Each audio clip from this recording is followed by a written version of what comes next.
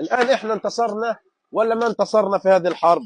واحد بيقول لك وين هو النصر؟ البلد اتدمرت، الشباب راحوا، البلد رجعت 50 سنة لورا، وين هو النصر اللي انت بتتكلم عنه؟ صلى على النبي. الآن أنا كفرد في هذا المجتمع فرضت علي الحرب وما كان لي فيها قرار ولا كان لي فيها رأي. الله عز وجل بيقول كتب عليكم القتال وهو كره لكم.